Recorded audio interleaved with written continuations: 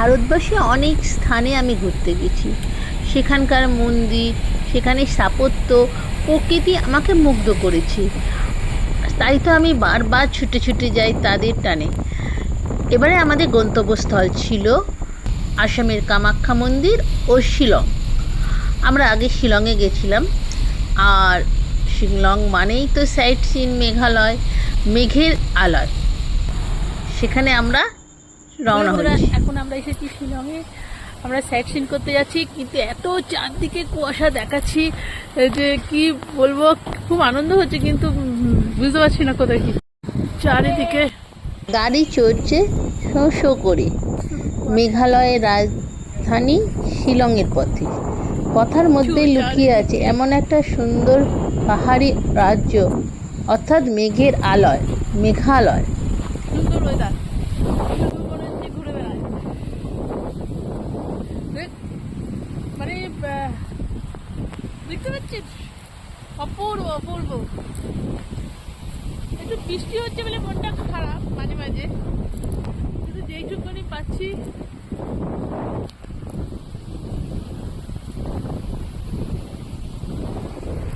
দিকটা দেখাই, কিছু দেখা যাচ্ছে না। যে মাঝে আমাদের ভাই, ড্রাইভার ভাই নামিয়ে দিচ্ছে প্রকৃতিকে অনুভব শেষ করার জন্য। রাস্তা কোথায় বয়ে যাচ্ছেন, আমি মাকে খুঁজে পাচ্ছি না, মাকে চিল্লে যাচ্ছি। পাহাড়, ঝর্ণা, অপরূপ সৌন্দর্যে ভরপুর এই রাজ্যটি। রাস্তা কোথায় বোঝাই যাচ্ছে না। 1972 সালে 21শে জানুয়ারি মাত্র 5টি জেলা নিয়ে খাসিয়া, জয়ন্তিয়া আর গারো পাহাড় নিয়ে রূপ পেয়েছে মেঘালয় রাজ্য।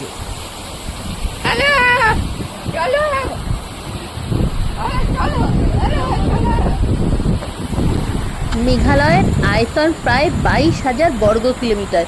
শিলং রাজধানীর নামকরণ হয়েছে ওদের দেবতা মাই থেকে। দিকে এত কুয়াশার মেঘে ভরপুর যে সামনে আমি কিছুই দেখতে পাচ্ছিলাম না। সত্যি শিলং কোনো কোনো জায়গায় সবুজে ঘেরা, আবার কোনো কোনো জায়গায় এক কথায় অপূর্ব। তাই তো বিদেশের অনেক ভ্রমণ পিপাসু মানুষ ছুটে আসে শিলংয়ে। তাই তো রবীন্দ্রনাথ ঠাকুর ছুটে এসেছিলেন এই শিলংয়ের পাহাড়ে। ওনার খুব প্রিয় ছিল এই শিলংয়ের পাহাড়। বাবু বসবে ওখানে, তুই ওখানে বসবি, বস।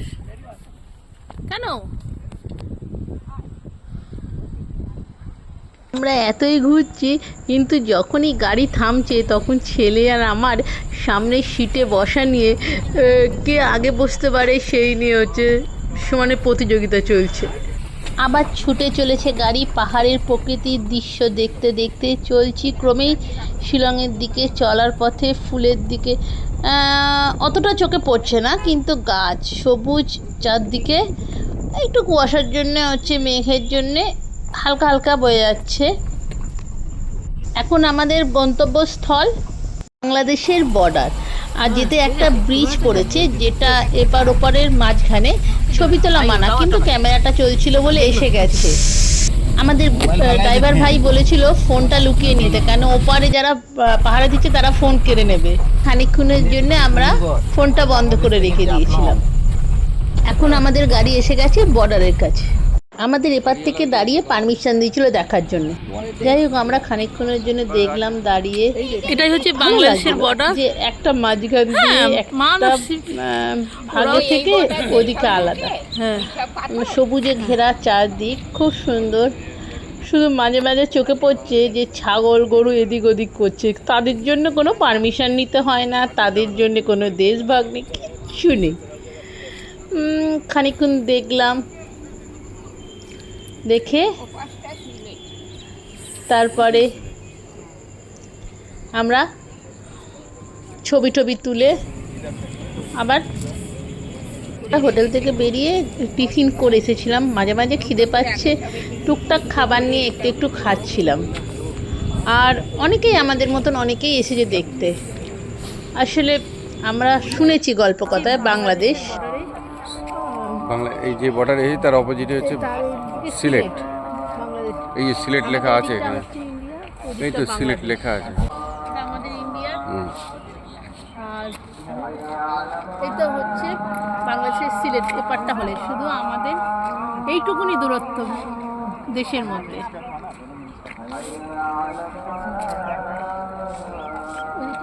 আবার আমাদের গাড়ি চলতে শুরু করলো। আমাদের এখানে আসার আগে একটা মন্দির পেয়েছিলাম আমরা, কিন্তু ওটা আমরা দেখিনি। সেখানে আমাদের গন্তব্যস্থল আগে আমরা এসে গেছি সেই কালী মন্দিরের সামনে। এই মন্দিরটা দেশভাগ আগেকার মন্দির, অনেক পুরনো। চলুন ভেতরে দেখে নিই কত সালে প্রতিষ্ঠা হয়েছে মন্দিরের মা কালীর একটু মূর্তিটা। তাহলে ভেতরে যাওয়া যাক। সত্যি অপূর্ব সুন্দর মায়ের রূপ, চোখ ফেরানো যাচ্ছে না। মা জগৎজননী, সকলের মঙ্গলের জন্যে মা সর্বসময় সব কিছু বিপদ থেকে আমাদের রক্ষা করছে। আমরা প্রথমে মন্দিরের চত্বরটা একটু দেখে নিই, হ্যাঁ, তারপরে ঠাকুরমশাইয়ের কাছে শুনবো মা কত সালে প্রতিষ্ঠা, মায়ের মানে একটু বিবরণ। হ্যাঁ, চারিদিকে এখানে হচ্ছে মন্দিরটা, আমাদের ঠাকুরের ছবি আছে, সব রকম দেবদেবী আছে। অনেক মানে ভাগ হওয়ার আগে না, 1928 সালে হয়েছে এটা, মানে দেশভাগের আগে। দেশভাগের আগে। মাগো তুমি সকলকে রক্ষা করো আর আমার কোটি কোটি প্রণাম নিও। এই বলে আমরা এবার আস্তে আস্তে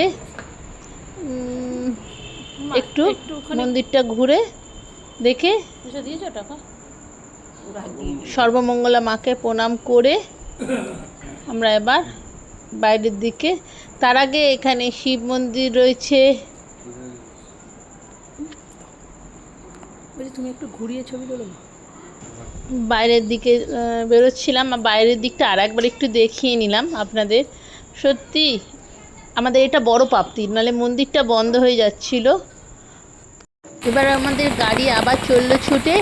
এবার এলো ডাউকি লেক, মন্দিরের আগে পড়ে, কিন্তু আমরা আগে বর্ডারের দিকে চলে গেছিলাম। কিন্তু ডাউকি লেকে যাওয়ার সময় বলে দিয়েছিল যে এত বৃষ্টিতে জল এত বেড়েছে যে সেখানে নদী জল ঘোলা হয়ে গেছে, পাহাড়ের জল নেবে, তাই দেখা যাচ্ছে না। তাও আমরা একটু ক্যামেরা নিয়ে গেছিলাম দূর থেকে দেখার জন্যে। সব ঘাটে নদী মানে নৌকা বাঁধা রয়েছে, আর ওপর থেকে একটু ছবি তুললাম। আর জল তো ওখানকার জল একদমই স্বচ্ছ, যে তলায় দেখা যায় বোটিং করে জলের তলায় যে মাছ পাথর সেগুলোকে স্পষ্ট দেখা যায়, কিন্তু জল ঘোলার জন্যে আমাদের ব্যাড লাক, আমরা দেখতে পেলাম না। আমরা তাই একটু ছবি তুললাম, দাঁড়ালাম। আমার মা ছেলে নাবিনি, আমি আর আমার বরই নেবেছিলাম। আমার একটু ভাল লাগছিলো বলে, ইচ্ছে করছিল বলে, সবাই আসছে এরকমই ছবি তুলছে, দেখছে। ব্যাড লাক, সবাই আবার ফিরে যাচ্ছে। খানিকটা সময় কাটালাম। আমরা এখন এসেছি ডাউকি লেকে, কিন্তু এত বৃষ্টি পড়ছে বলে আমরা বোটিং করতে পারছি না, কিন্তু একটু দেখাবার চেষ্টাও করছি। আপনারা যদি আসতে চান তাহলে বর্ষা আসার আগেই আসবেন, কিন্তু আবার বর্ষা আসার আগেই গেলে ওই যে ঝর্ণাগুলো, পাহাড়ি ঝর্ণাগুলো, ফলসগুলো, সেগুলো আবার অতটা ভালো লাগে না। কিন্তু আপনার বোটিং করতে খুব ইচ্ছে করলে আপনারা যেতে পারবেন বোটিং করতে। আর এরপরে আমরা আস্তে আস্তে বেশিক্ষণ আর কী করবো, বৃষ্টিতে ভিজে, এমনিতেই ভিজে যাচ্ছিলাম, তাই ফিরে চললাম খানিকক্ষণ মনের দুঃখ নিয়ে। যতটুকুনি দেখতে পাচ্ছি সেটাই বড় প্রাপ্তি, সেটাই মনে রাখবো। এত বৃষ্টি হচ্ছে যে দাঁড়ানো যাচ্ছে না। তো বৃষ্টি বেড়ে গেলে তখন রাস্তা জল জমে আমরা নাও যেতে পারি, তাই আমাদের তাড়াতাড়ি করে ড্রাইভারদারা ডাকলো বলে আমরা আবার উপরে উঠে চলে যাচ্ছিলাম। যেতে যেতে মনে হলো না আর একটুখানি দেখি, সত্যি একটু যদি বোটিং করতে পারতাম খুব ভালো হতো। এখন বর্ষা ঢুকে গেছে, তাই সব জায়গা দেখাও সম্ভব হচ্ছে না, যাওয়া তো দূরের কথা।